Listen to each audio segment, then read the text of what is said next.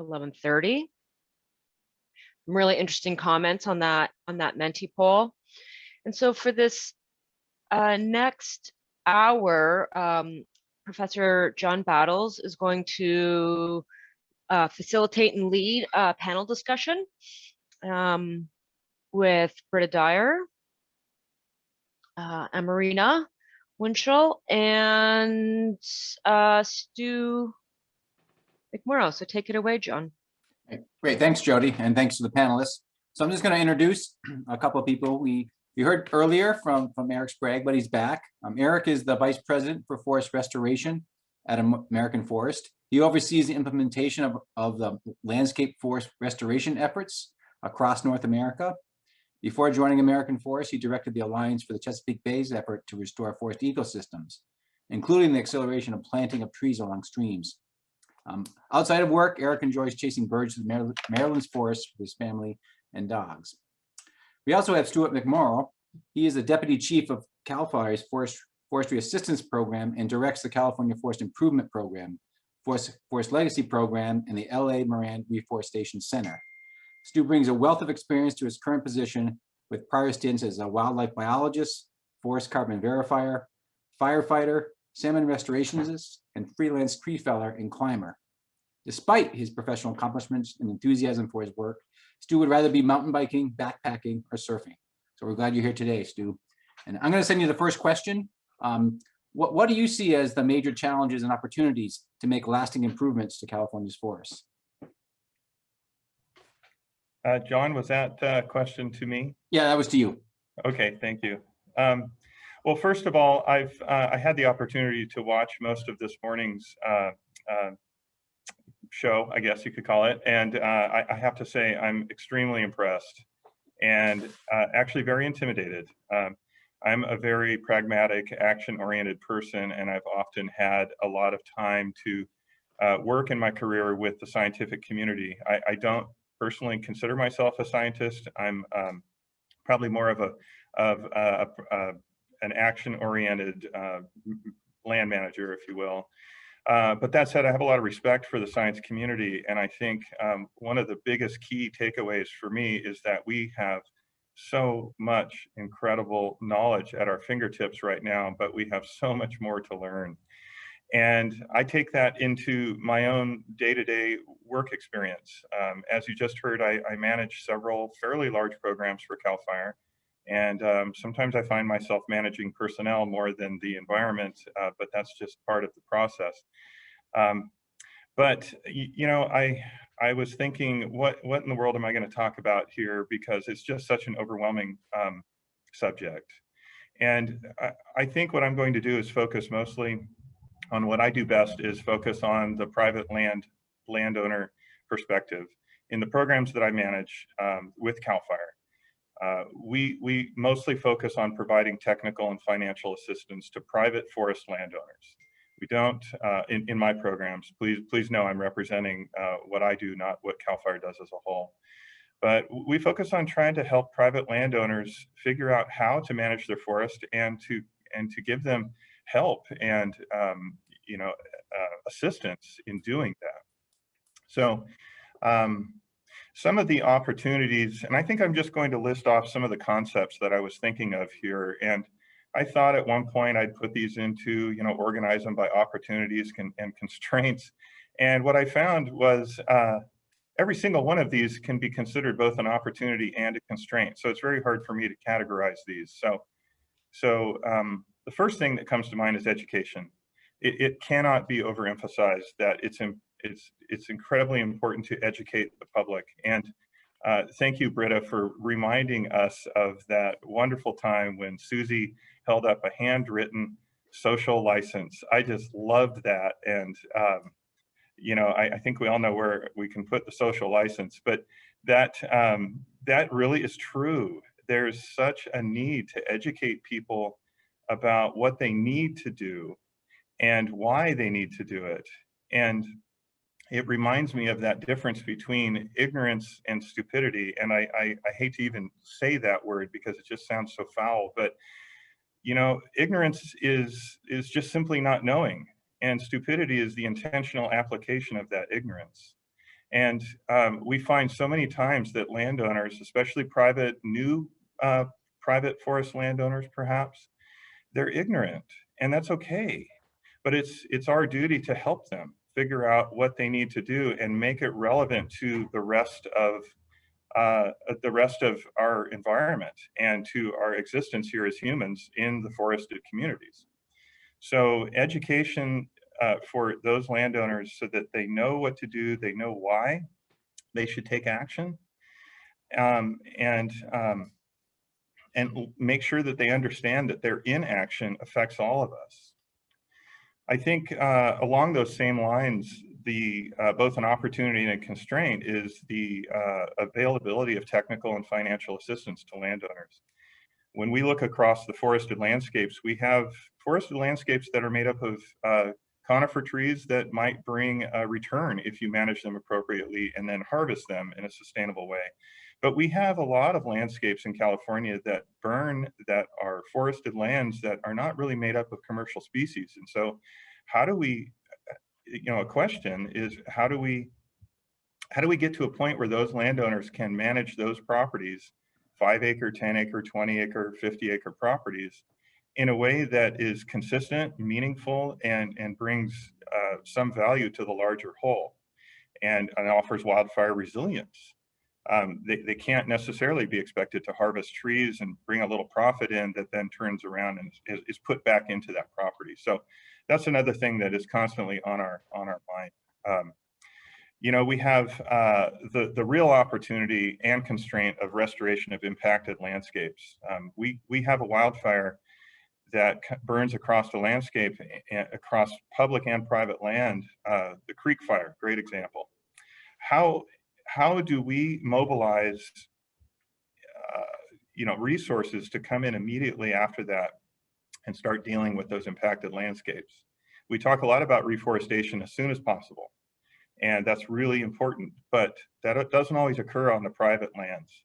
And I think we know why the public landowners are also have those limitations as well, but private landowners can act immediately if they have the resources. And so that to me is something that I'm trying to focus on in some of my programs as well, is trying to get after that right away. Of course, then we start looking at problems of workforce capacity, procurement of seeds and seedlings, and of course we're looking at now using drones to potentially plant seeds and maybe even seedlings. Those of us that manage the seed bank here in California, the first thing we bristle at is dumping seeds across the landscape. How in the world can we do that when just simply getting the seeds and the cones is really hard?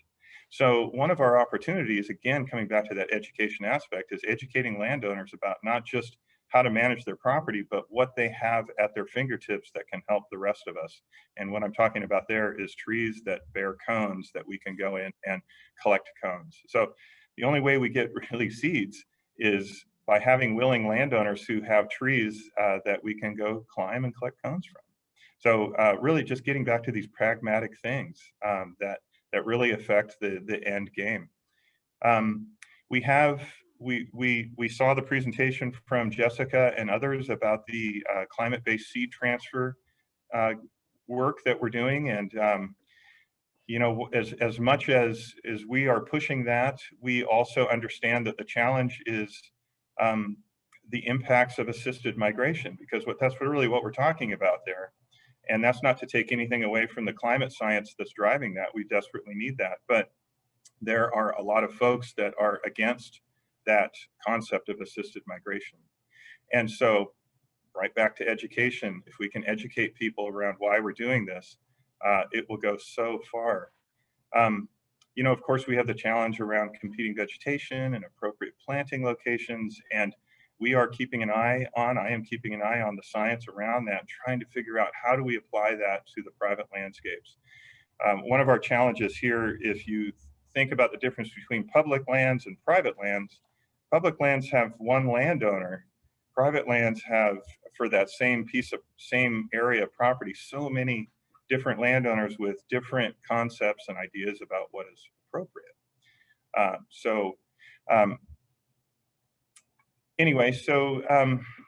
some of the broader concepts I think that are really important is we have a very large collective knowledge base. We have biological information that is always expanding, and we have climate information that is also constantly expanding. We're constantly modeling and developing new ways of looking at this and applying it. And we have our observations now. So climate science is not new anymore. That's not to say that it's no longer in its infancy, but you know, we're still learning a lot about that. But we have been talking about this for a while, and we now have enough data to start observing and using that in our models. I think one of the biggest opportunities that I see, though, is our shared interest in healthy, productive landscapes across the board. We need to realize that we have so many common goals across all different walks of life and cultures. And healthy forests, good jobs, productive ecosystems, and productive economies are really important for all of us. And so we can get past some of our differences and just remember the commonalities and focus there. One of the less pragmatic pieces that I tend to work on sometimes is trying to instill in the public, trying to remind them of the general love of nature and natural settings that we all intrinsically have. And through our forest legacy program, we purchase conservation easements from willing sellers of private forest land. But what we're really trying to do is make sure that there is enough open space that is being actively managed that the public can actually experience it. So getting back to my education overall concept here is, it's one thing to tell people what we're supposed to be doing. It's another for them to, on their own, experience it. And so if we can equate what folks think is a beautiful landscape to that intentional management that's being applied there, then we have a real opportunity. Just frankly, getting kids outside will help to perpetuate that long-term goal of what we're all really trying to go towards here. So the importance of managing public lands, allowing public access, and showing them what it means just can't be overstated. And I'll end with, I think we need to be really careful to think that we know exactly what the solution is. History tells us that we have a lot to learn, but practice tells us that there are solutions that we can act on. We can't stop trying to do the right thing for fear that we're not doing the right thing. Sorry, that came out wrong. We can't stop trying for fear of not doing the right thing. But we also can't be so ignorant enough to think that there is only one solution also. So I do want to end with a quote that was just recently I heard from one of my colleagues, and I think it's spot on, and it gets back to the reforestation, and that is, plant trees, plant them often, constantly reevaluate your strategy. If you do that, you can react in real time, and you will have the infrastructure and experience in place to react to unplanned disturbances. So I really appreciate everybody's attention to the few smart things I had to say today. Thank you. Thanks, Stu. And Britta, do you think, I mean, does that sound like American forests, you know, mission as well? Or do you see disconnections with what Stu was talking about from his perspective? No, that right on, John. I felt like, I was like, is he doing a plug for American Forest here? Like, what's going on?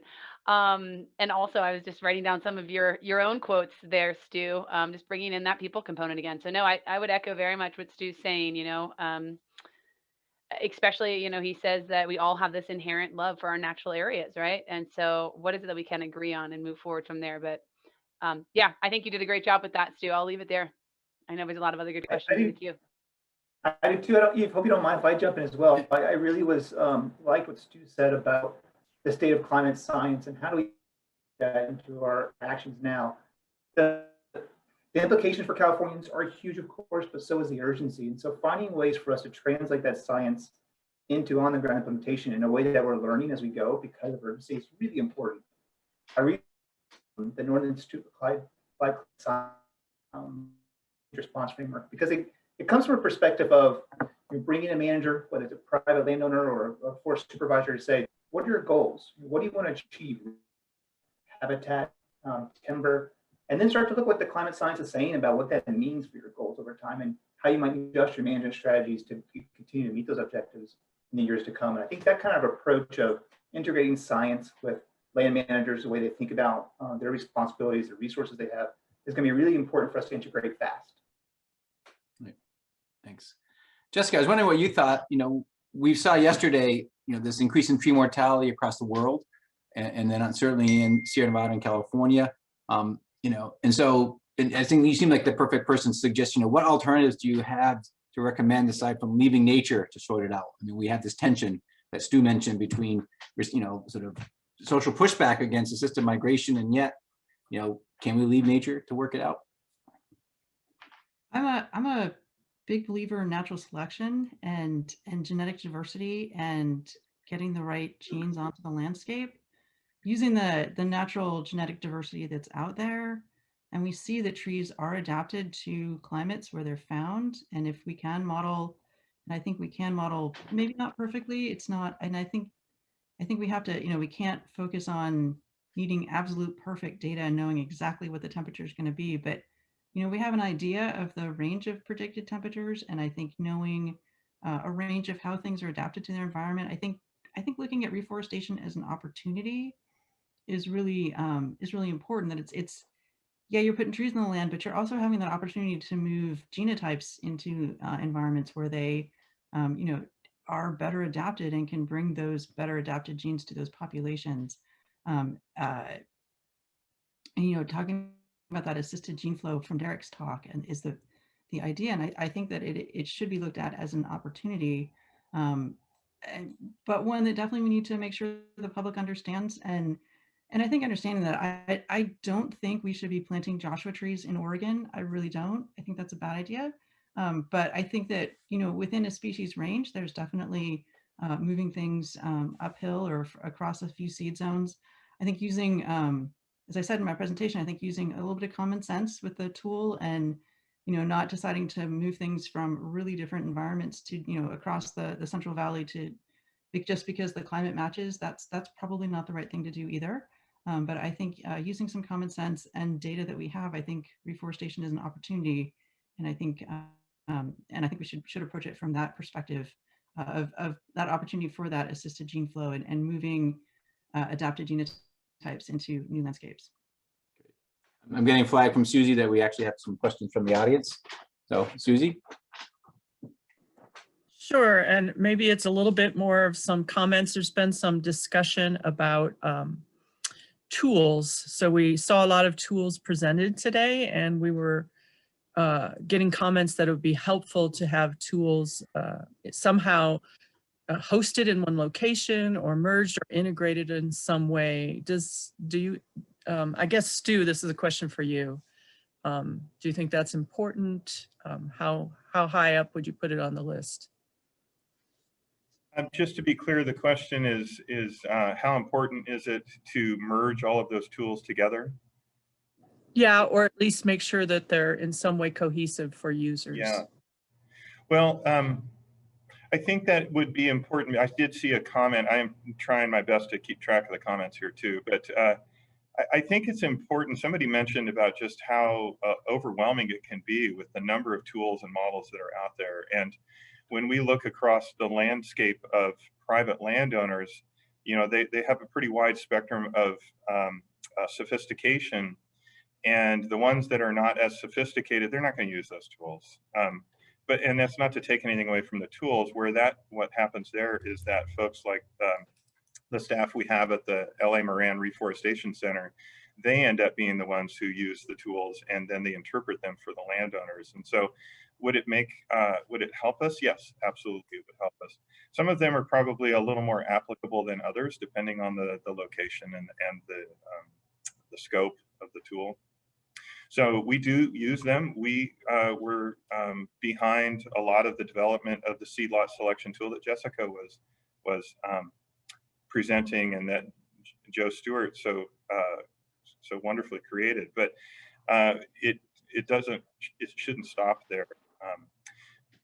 Susie, with your education workshops that you manage, those are a great place to just start introducing people to these things.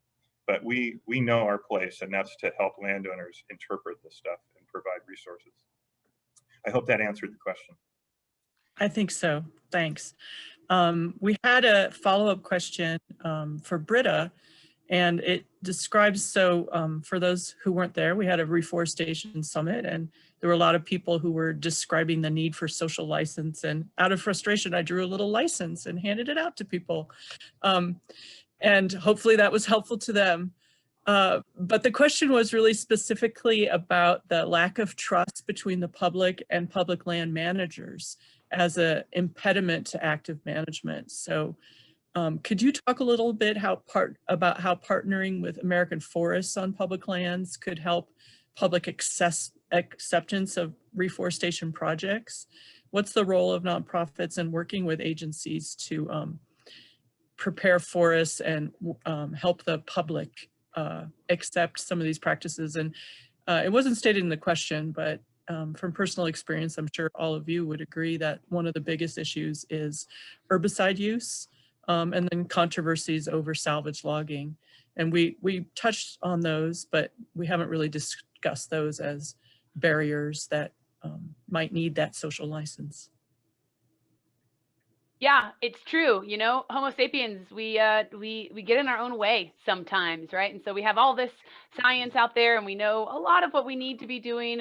Still unpacking a lot of it as well, and yet just this lack of understanding, or even a difference in how folks digest information, or what their ethics and values are, and what we're managing for. It all changes. And so, you know, in my presentation, I mentioned movement building. A big part of what we have found in order to try and really shift the paradigm here is this role of convening.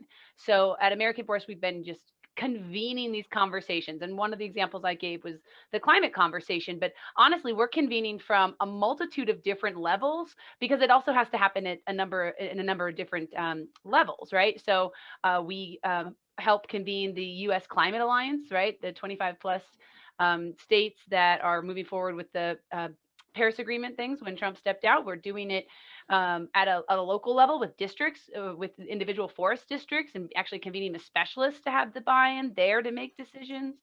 We're also doing it at a state level, right, with the task force and the U.S. Forest Working Group, the Climate Forest Working Group.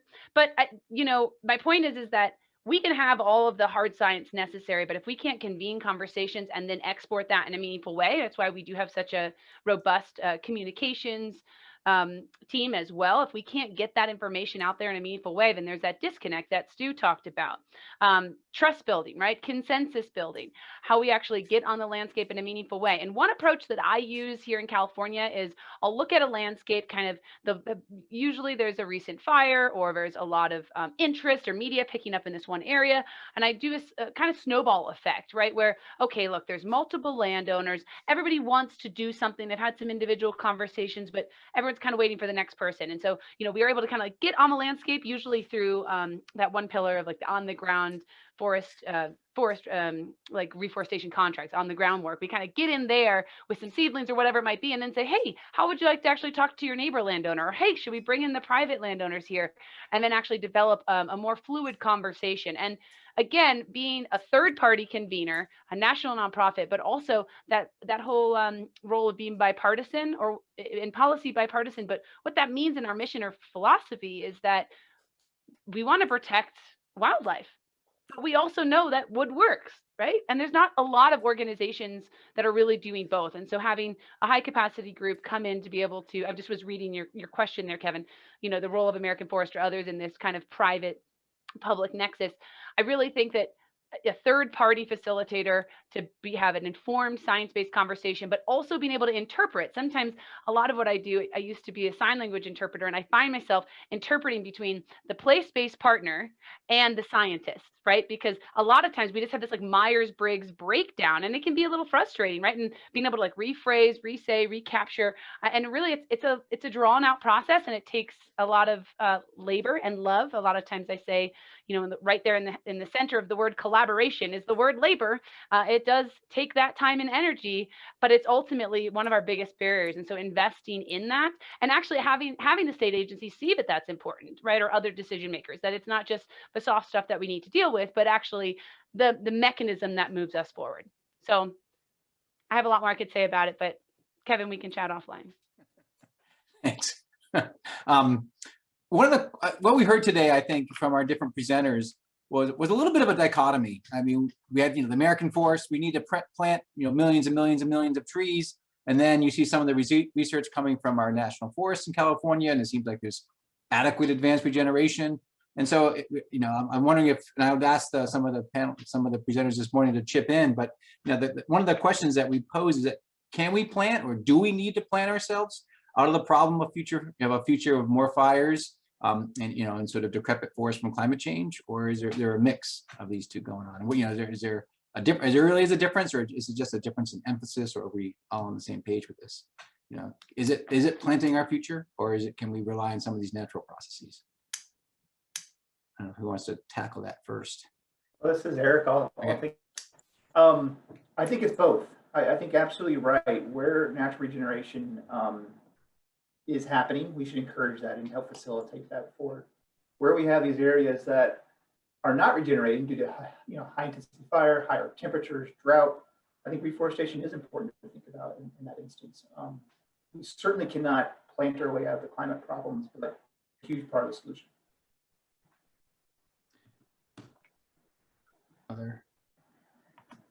Jessica, what do you mean? One of the things that I was struck by, and it kind of gets back to it, where we're thinking of planting, we're thinking of moving seed sources, but then in your selection for the CalFire, you remove the ones that were really far away, even though your statistics told you they were the best fit, right? So that seems like we're kind of getting at this, the strategy going forward of if we are going to replant, there are going to be some constraints on what a purely science-driven or purely data-driven approach. I mean, is that a misinterpretation of what you were arguing, or?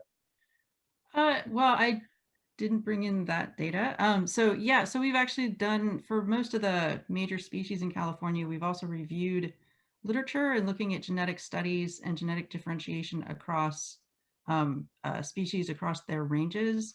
And for most species, there are strong genetic differences between populations that grow in the Coast Range and populations in the Sierra Nevada. And so that was, that's the driving science behind, my thoughts about not taking seeds from the Coast Range and moving them to the Sierras. And that's going to be integrated into the tool soon in terms of having that genetic information and those kind of, I don't know what to call lines, but that we're drawing lines on map, and maybe we shouldn't move things across these lines, or think twice before we do it. And so we're working on integrating that data from genetics literature surveys, again, showing genetic differences. So there is data behind those decisions.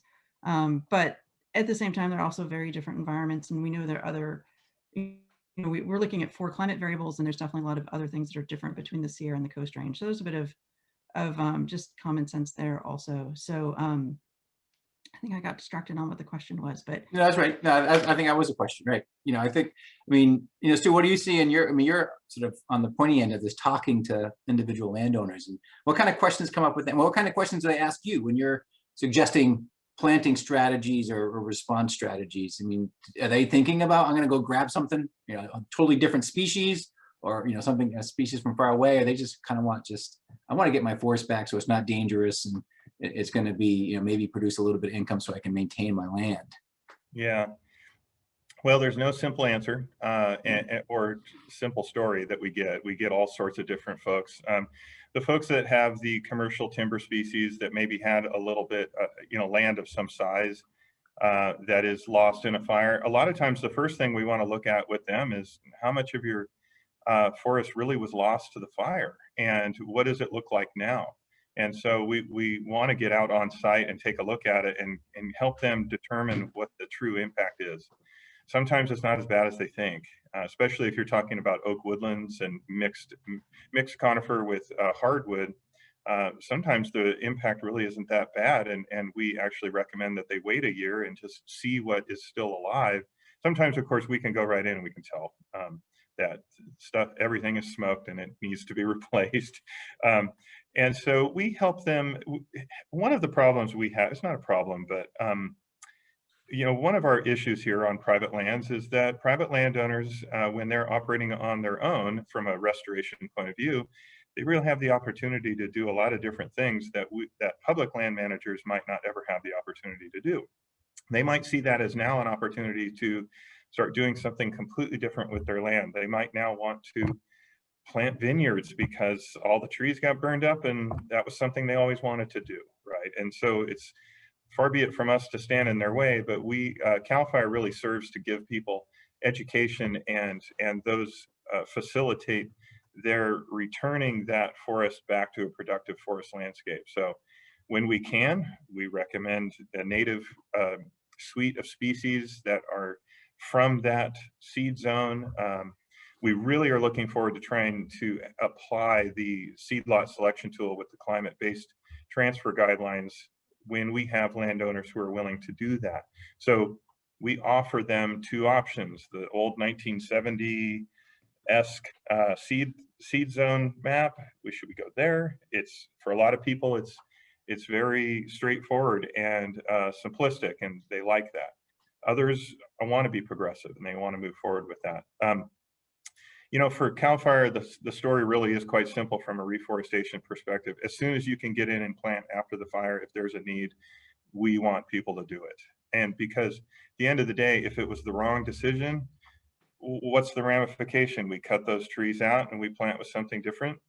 It beats the heck out of not doing anything, which seems to be a lot of the case. And I'm not blaming people. It's just that when a wildfire goes through a rural landscape that's forested and you have a lot of individual properties, people are really reeling from the impact of that event. And it might not be right away that they start thinking about restoring their forests. They're thinking about what happened to all their neighbors, some of the houses burned down, et cetera. So we really try and be sensitive to that too.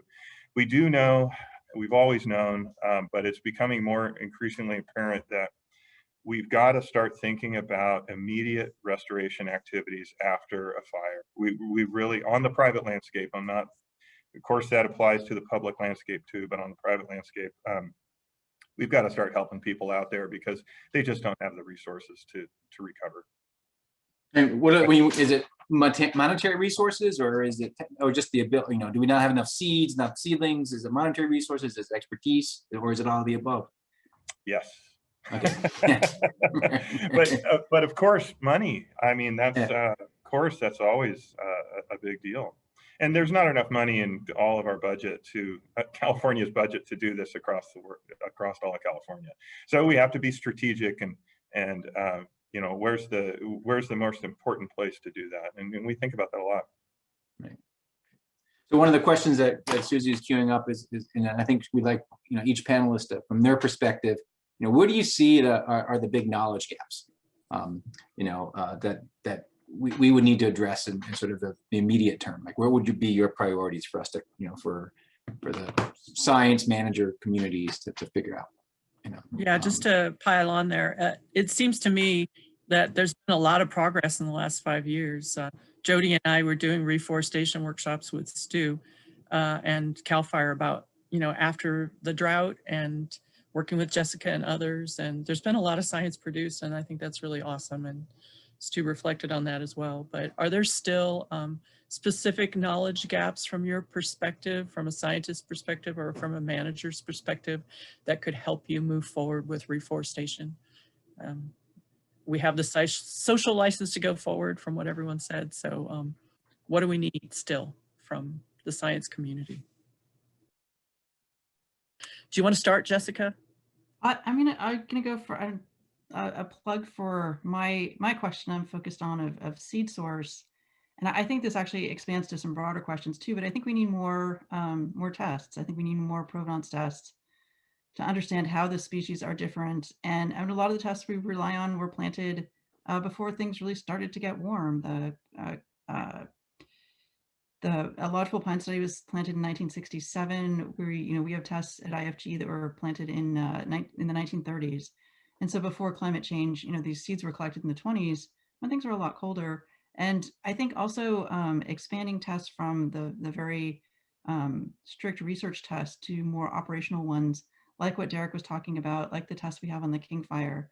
I think putting trees into the environments we're going to be planting them into and seeing how they respond to those environments will really help to inform things like the seed transfer tool that I talked about, and being able to to tailor it to specific species and specific areas more effectively. I think also integrating some of the ideas that Malcolm talked about into these tests also, including things like species mixes and planting densities and planting configurations can also be incorporated into those types of planting tests. And so that's what I would definitely advocate for is, well, I mean, we're all advocating for planting more trees, but I think doing it with some research goals in mind is definitely something that can be done as well. So that would be the research gap I would advocate for, or Great. the Thank gap you. I would advocate Britta? for filling. Great. Britta, do you have any perspective on that? Do, but you want the social science to go last, maybe? I don't want to pull us in a different direction. Your call. Okay, how about Eric then? I think you're the reforestation boss of American Forests. I love that. Let's see if I can work that in. Jessica did. I just think we need more trials on the ground, trying out different techniques, planting plans, designs, etc. That we need to learn as we go on this. And so I think just building those in is a real big knowledge gap for us. One more thing I'll add too is that we talked a bit about policy last conversation, but there's a piece of legislation moving forward now called the Replant Act that would double to triple the amount of funding for the Forest Service to reforest through the Reforestation Trust Fund.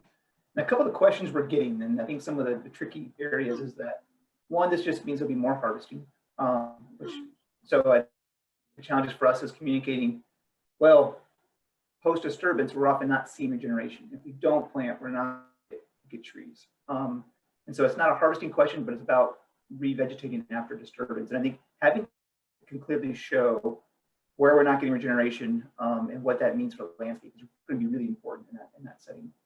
The other one, of course, is salvage logging. You brought up earlier too. It's just that how do we go and reforest in a post-disturbance landscape that's safe for planters, and where the science in that? There's many more here that could just clearly communicating what the science says about that, and disturbance and really sectional habitats will be important. I was wondering, just it came up, I mean, given how many projects that American Forest is involved in and the importance of learning as you go, as you said, do you have that built into these projects where there is some capacity to monitor success and figure out what's working and what's not? How is that built? Is that built into your programs? We're getting there, increasingly so. So the ones, say, the King Fires, our work on fire with Bureau Management, that's another one. It's no different for us than other folks. It's hard to find. It's hard to find the funders who are willing to do that. But we're finding ways to do that more and more. And Stewart? John, Yes. I might just interject that there was an earlier comment from Joe Sherlock about the need for operational trials for using fire to maintain low levels of surface fuels.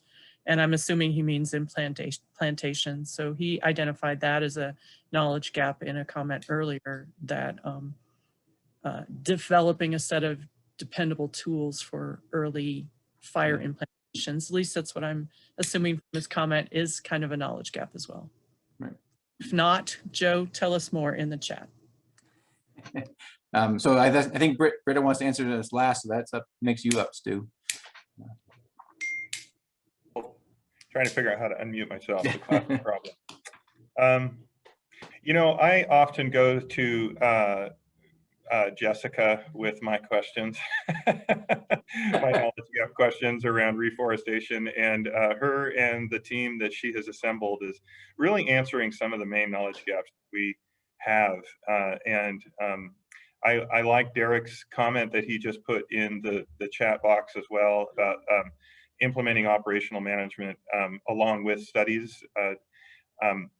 I have experience doing that in some of my other career paths as well, and it's always worked out fantastically to challenge some of the policies that are limiting around what we can and can't do by integrating scientific studies into actually pursuing what might not be a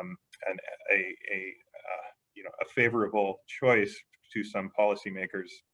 An example of that is doing burning within a stream environment zone in the Lake Tahoe Basin while we're doing thinning, where the Water Quality Control Board would not let us burn in that area. So we established a study that actually disproved their professional opinion. And I'm not taking anything away from them, but that really exemplifies how we need to start looking at some of these things that we think are incorrect, but there's not a lot of science to base it.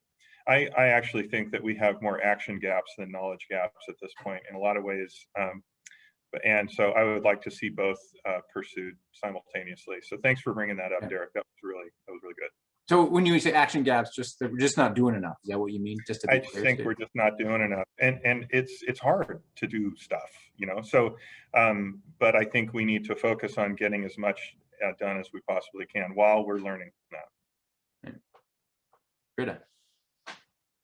You know, so for me, it really comes back to workforce. You know, when you asked, you know, what is the challenge and where are the gaps? I was like, you know, the gap of us being able to prioritize in a meaningful way is huge. You know, we have RFFCP and others that, you know, tools at this time to be able to prioritize, but 99% of the time we're prioritizing based on the projects that already have the NEPA or sequel and are available, right? Shouldn't we be looking at it like, hey, there's a green island here in the middle of the tree mortality zone. That is what we need to be prioritizing, right? Or, you know, we're not even able to look at it to apply a lot of the science that we're talking about because of the barriers around planning, right? In order to get ready to get in the queue.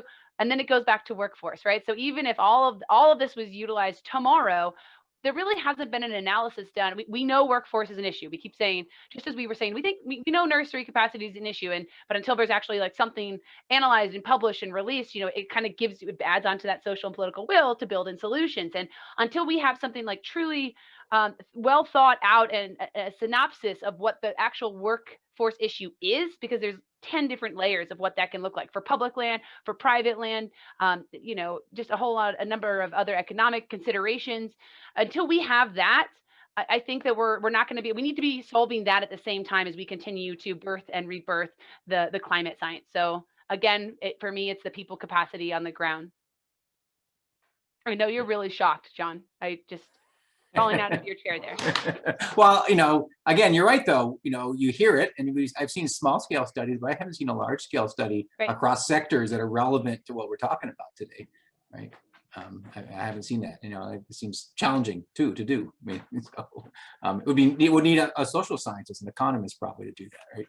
So, I was wondering if any of our presenters had comments about knowledge gaps. If you're there and you're willing to, you can unmute and suggest, you know, what would you, Derek, I think you're still there in the chat. You know, what would you think? What would be your priority knowledge gap? I think, so yeah, we had a little bit of back and forth in the chat, and Stu brought up this as well. I think just generally, this isn't, you know, a specific question, but in general, any management that's done, I think there's a huge opportunity to, and as I think Jessica also initially wrote this idea of implementing it in a way like where you have control plots adjacent to management plots that, because, you know, in our past research on, you know, planting effectiveness, natural regeneration, we're sort of left kind of retroactively implementing it into a scientific design by looking for some environment that could be considered a control environment next to the management plot. And so I think, yeah, I'm really excited about this interest that, you know, Stu mentioned, it seems generally exists to work to collaborate between scientists and managers from the early stages of implementation. And in terms of specific questions, I think there's still a lot of questions around the planting and plantation management methods and how they relate to longer term outcomes. And so I think that's an area I'd be especially excited to look at how, you know, like Malcolm mentioned, different densities, spacings, and then and maybe follow up competing vegetation control and how that all affects longer term outcomes. Right. So also it's also that whole vegetation control. It's just, I don't know, strikes me as silviculture. I mean, the kind of typical silviculture studies for these new conditions that we're working at. That's a great way to sum it up. Yeah. Marina, do you have any? I mean, you have an opportunity. You don't have to, but you're welcome to. What would you point as your knowledge gaps? Right. So I really liked a lot of what I've heard. People have mentioned salvage logging. I know there's a study that's being undertaken by Morris Johnson out of Washington State, looking at salvage logging in these large fire footprints. And I think that's really important. When the Creek and Castle fires happened, I was looking for salvage logging information coming from the state of California, and there really wasn't a lot out there. Malcolm North mentioned something about the interplay of shrubs and trees. So we spend a lot of money and time trying to eradicate shrubs in our plantations. And I know that the goal is to get these trees to grow up to a point quickly where they can withstand fire. So I see the need, but it would be interesting to know like how much of that is necessary, or if we could do it more strategically. And then one thing that I am interested in, and this is more of a social science type question, but like we always talk about landscape pace and scale management, especially when it comes to prescribed burning. And I always wonder, like, how can we actually accomplish that? You know, I work in the Forest Service, but I'm not sure how we could actually, you know, we don't really tend to be able to burn a whole lot. And I'm wondering, like, what are the pathways that we could actually use to really up those acres that we burn every year? So that's what I have. Thanks. I think I want to, so I just want to plug that Emilio has launched another Menti poll, as well as I think an evaluation of the workshop poll. So please do that. But we're going to continue the discussion. And I think Susie has another one from the audience, from the participants for Q&A. I do, but first I just want to say thank you. I'd be happy to go into the social licensing business, no problem. Yeah. Okay, great. So this question is from Loretta Moreno about establishing a rapid interagency triage team. And I know this is one of the recommendations that was in the Forest Management Task Force report. But she describes it as a team that would be decisive and rapid in stabilizing areas and minimizing type conversion, not just WERT, which is what the state does now, but a similar deployment post-fire that identifies pre-fire intel and post-fire intel and helps move forward with addressing fire restoration and reforestation. And I heard Stu kind of alluding to that in some of his remarks, and I saw Britta shaking her head a lot. So Britta, I wanted to ask you about this question, if you have any thoughts about it and how to make something like that happen.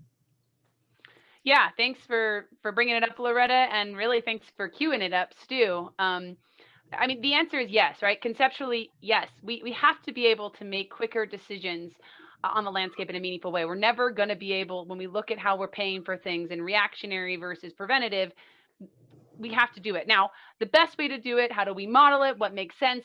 I think that's something that needs to be unpacked. But, you know, I remember a few years ago having these conversations around what if we had some sort of, instead of a red cross, right after a fire, it helps connect these resources with people and community. What if we have a green cross? Like, what if right afterwards we're able to go in there in order to, like, you know, maybe I'm being optimistic here, like we want that landscape to be green again. So green cross, how do we get in there and able to do the environmental assessments necessary? What sort of, you know, emergency or fast-paced permits do we need to get in there? To get the logs that do have value, anything that we can pull that out and contribute to the green cross, you know, model. And then, but then there does need to be something queued to make. The one thing about when we do make quick decisions is making sure we don't have also those unintended consequences. So like everything we've said today, we want that to be informed by climate science. But I love that this is starting to echo out and other people are starting to think about it. And I have no doubt that with the task force and the action plan that something like this will be created, but it's going to be excited to see how we can do it in a way that Homo sapiens don't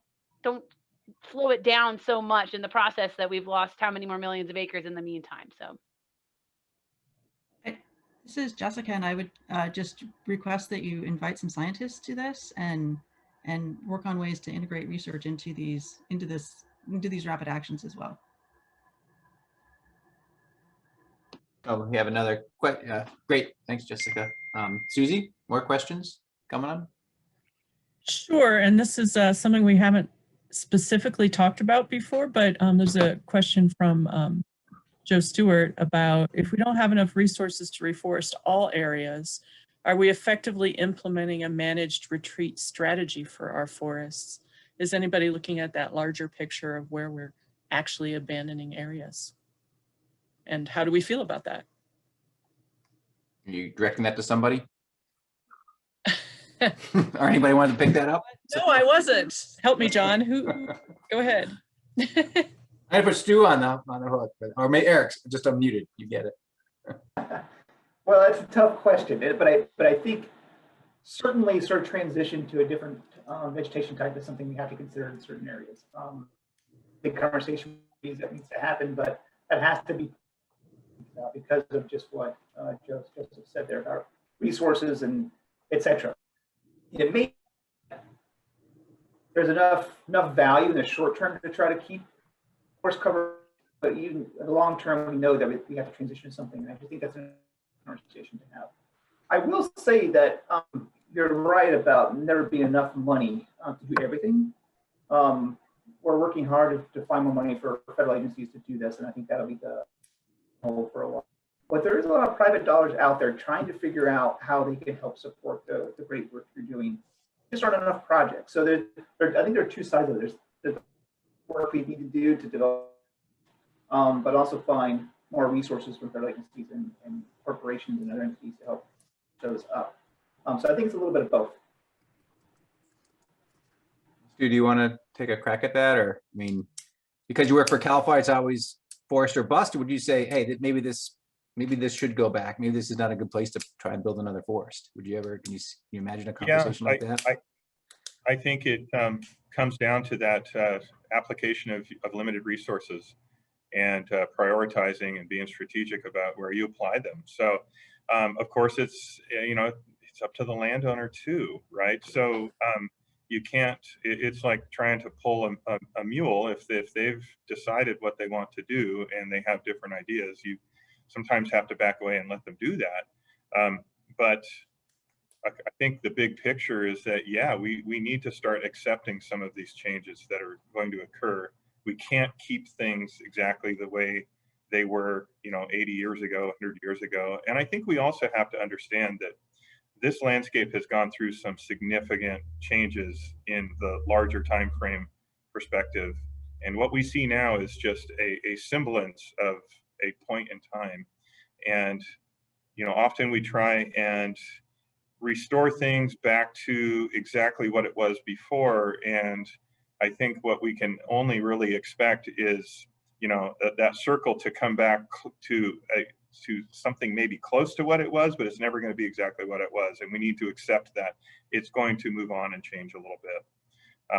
And we also need to realize that change doesn't, or I should say restoration doesn't always occur in one human lifespan. So sometimes we need to be patient as well. I do want to speak to the other item that Loretta brought up, which I'm really glad she did, is that rapid response team. Yeah. That's very possible.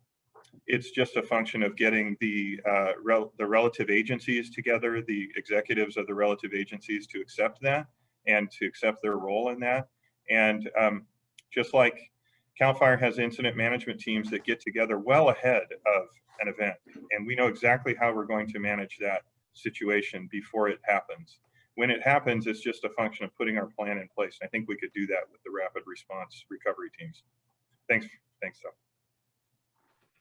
Yeah, I think I'll just also at this point remind one of the take homes from yesterday's meeting was, clearly we need to have this rapid response when we have a catastrophe in terms of forest health and forest mortality and a recovery effort.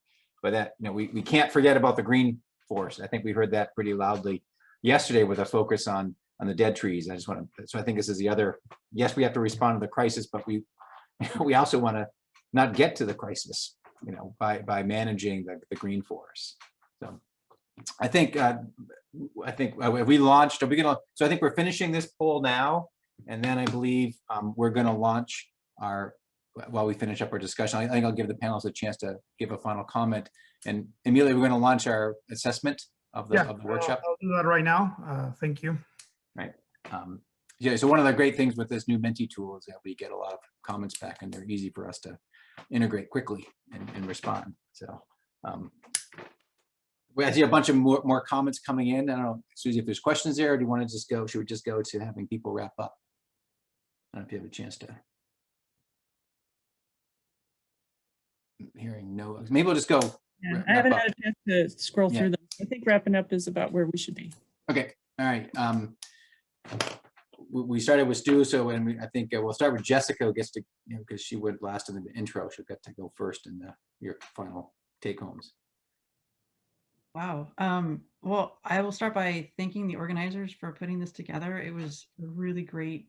I really took home, I'm taking, well, I guess I'm already at home, but taking a lot away from this meeting. I think having these conversations with science and with managers is that collaboration is so important. So I think having these opportunities are great.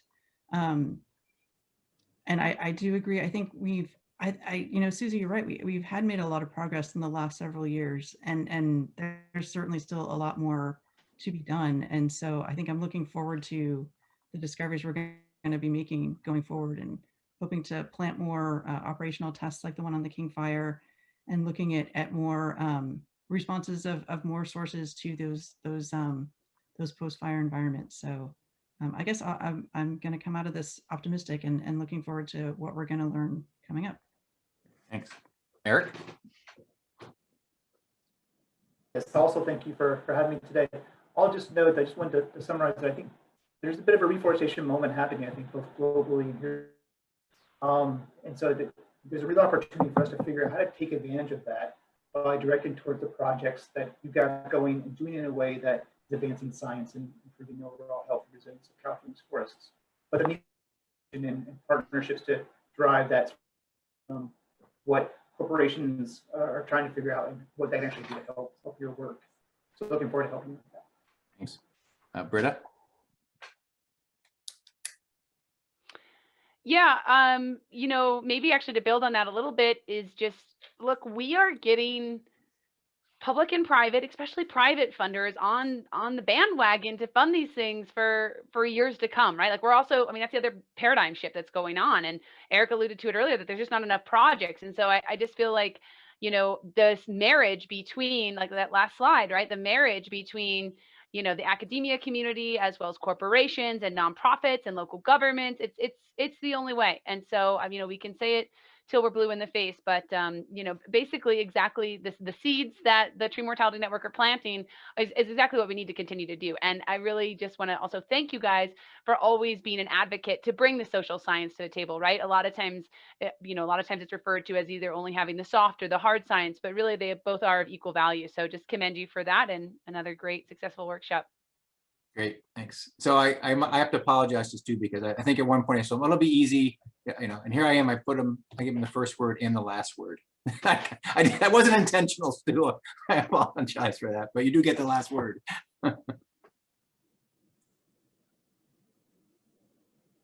There it is. All right, so I just think that without collaboration and cooperation, we being CalFire, we're nothing without the help of everybody else. We do a lot to put out fires and manage resources, but we really need everybody's help to do this. We can't go it alone. We have to do this together, and so we really appreciate all of this. I can only close with, I am your humble servant here, and I'm ready to continue linking science with implementation. So please think of me and my programs in that way. One last thing that Britta said is we really can't forget the private industrial timber landowners when we think about all this stuff. They have so much information to offer. It's their bread and butter, and we have to remember that. So thank you, everybody. I want to thank all our panelists and our presenters today, and if people are willing to unmute and give them a round of applause or a clappy hands, that would be great. Again, we really appreciate it. We can't do this without you guys. Great, so please fill out the evaluation poll. I think we'll leave it here. And then if you have questions, I believe Kelly, we're gonna have this, we're gonna at least have people, we're gonna be able to share a lot of these talks. And so we'll post them. But if you have questions, certainly ask us or ask Kelly. And again, thanks for everybody who participated today. Any last support words, Kelly? Are we good? think we're good. I would like to thank Kelly. Yeah. for Oh, our yeah, program thanks, Kelly. That's right. for helping our project go forward. Without her, we would have all been pulling out our hair about registrations and other technical details. So thanks so much to our program support unit for supporting us in this workshop. Thank you.